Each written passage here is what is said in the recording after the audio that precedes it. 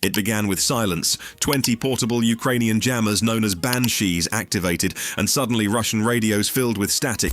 Battalion commanders were forced onto unsecured channels, panicking as their T-90M tanks started losing navigation signals. That silence paved the way for the first bites of the swarm, drones slamming into sensors and antennas, blinding the most advanced armor in the Russian fleet. The story of this battle is not just steel versus steel, it's about how control of the invisible information space breaks armies before bullets or missiles do. Before we move on, please take a moment to subscribe to the channel and like the video. Strange as it sounds, Ukraine's first blow was not with a missile or even a bullet, but with silence. On the morning of the assault, 20 small jamming units called Banshees switched on almost at once. Instead of thunder or flame, there was a hollow stillness. Radios hissed with static, GPS began to fade, and commanders inside armored cabins felt the sudden chill of disconnection. This opening move did not destroy a single vehicle, yet it cut into something more valuable than steel: awareness. Facing this disruption was a column of 270 armored machines spread across a wide approach: tanks, infantry carriers, self-propelled guns, and the protection of layered air defenses. On paper, it resembled a sledgehammer forged from billions in state resources. Its number alone spelled confidence, a formation bred to smash through resistance forces. Each T-90M tank in that spear could shrug off most shoulder-fired weapons.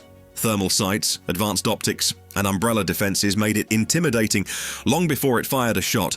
Against it stood a collection of stripped-down drones, scarcely larger than model aircraft, and ground crews carrying jammers that looked more like bulky toolkits than battlefield equipment. Nothing appeared balanced between the two sides. Ukraine's planners understood that fighting fire with fire was hopeless. Armor plates could not be pierced cheaply, but brains and nerves could be scrambled. So, rather than directing drones at frontal armor, the plan aimed at the nervous system of the formation: antennas, optics, and data lines carrying command decisions.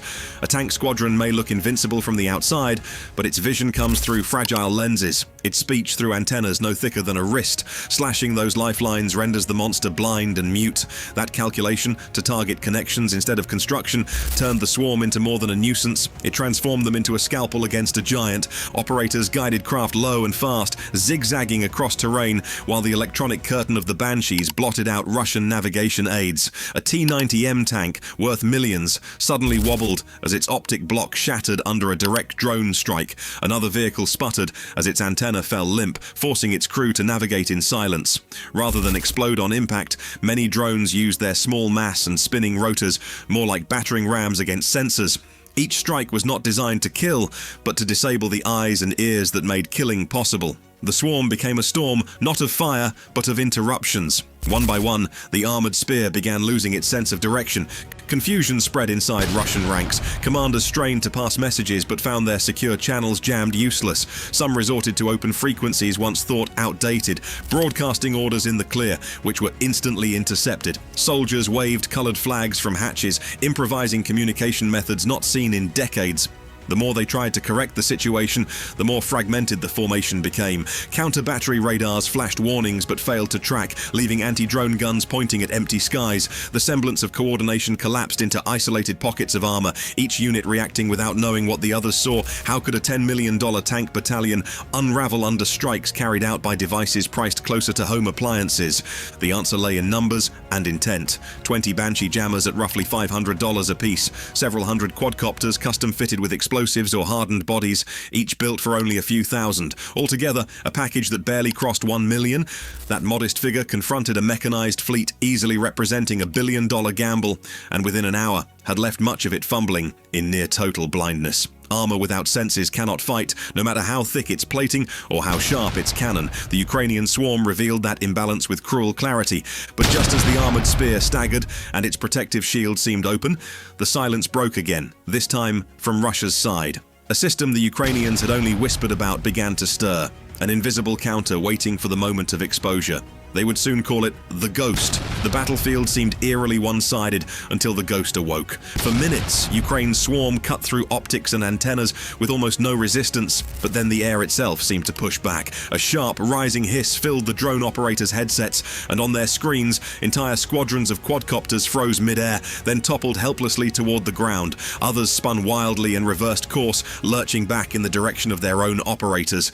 In less than 2 minutes, the roles flipped. The hunters no longer controlled controlled the skies. They were being blinded by a force they could neither see nor touch. This was Psylocke 01, a mobile electronic warfare system Russia had moved into theater, but never openly acknowledged. Before this, it was little more than rumor, something Ukrainian planners half suspected but could not confirm. When it switched on, the effect was absolute. Frequencies once flooding the air with swarm commands were jammed into white noise. Control signals collapsed. For the first time in the fight, the Ukrainian teams themselves became the vulnerable ones. Psylocke 01 carried the ability not only to break a drone's link, but to trace it. By triangulating bursts of transmission, it could reveal the rough location of an operator, turning every hilltop command post into a target marker for enemy guns. The change came fast. Within 90 seconds, Ukrainian drone pilots found themselves on the receiving end of heavy artillery. Coordinates whispered into Russian batteries suddenly landed with shocking precision. A hillside where 3 operators crouched moments earlier was ripped apart by shrapnel, forcing surviving teams to scatter and relocate. The swarm was collapsing before anyone could adjust. Drones designed to overwhelm tanks were crashing like burning moths, clearing the skies Russia had just lost. The psychological shift was brutal. Moments ago, Russia's spear looked blind and surrounded. Now, Ukraine's swarm looked fragile and exposed. In those first moments of panic, Colonel Kovalino issued one unflinching order: destroy the source at all costs. There was no confusion over what he meant. Scouts had plotted the attack path of the interference, estimating the Ghost's van position deep behind Russian infantry elements.